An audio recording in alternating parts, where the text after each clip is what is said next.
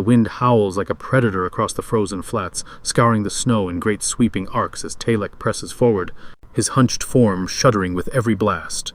Behind him, the Tower of Bone looms on the horizon, a stark, skeletal monolith that shrinks with each weary step. He does not look back.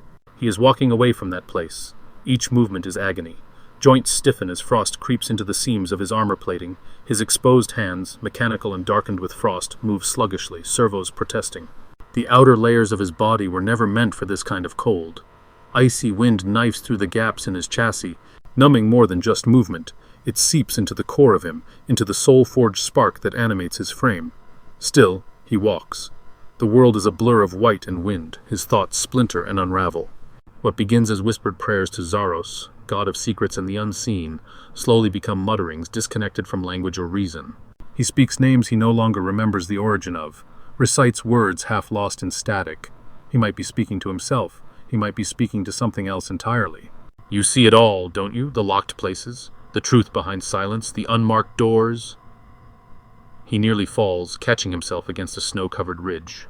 There, with fingers barely responsive, he fumbles at his side and pulls forth the Technomantic Cube. It slips once from his grasp, clattering on the ice, but he retrieves it.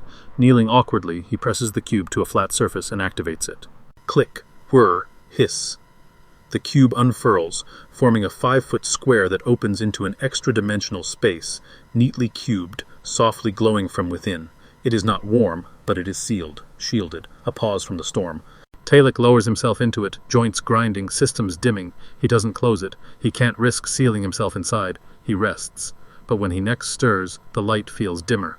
The cold has seeped in, subtly but undeniably. The cube is no longer a reprieve. It is only a delay. He climbs out and refolds it. The mechanism hisses in protest, and the wind greets him again. Snow claws at his plating, wedging itself into seams. Ice films over his chest and shoulders, collecting in delicate crystalline patterns that would be beautiful if they weren't so deadly. His internal sensors begin to glitch, temperature warnings flashing erratically. He continues onward, for hours. His vision ghosts at the edges. His optics pulse and flicker. Somewhere along the way he starts speaking again, not in prayer, in conversation. You told me to walk alone, to find the silence. I'm listening now. You just need to speak. The wind answers, not with words but with pressure, with cold, with indifference. Eventually, Teylek's legs give out. He collapses near the edge of what might once have been a path, falling into the snow with a dull metallic thud. He twitches once, then stillness. His optics dim to black. Later, minutes, hours, he doesn't know, he becomes aware of motion.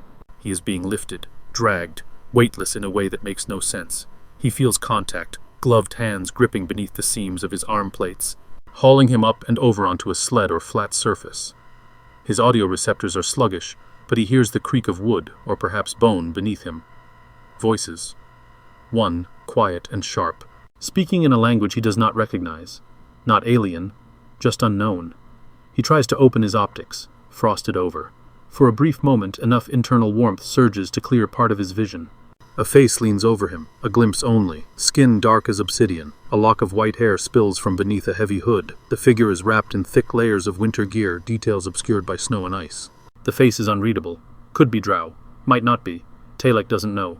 He registers the voice again, the tone deliberate, ritualistic. A statement, a prayer, or a command, he can't tell. Furs are laid over him, dense, scratchy things that do little against the cold seeping into his frame.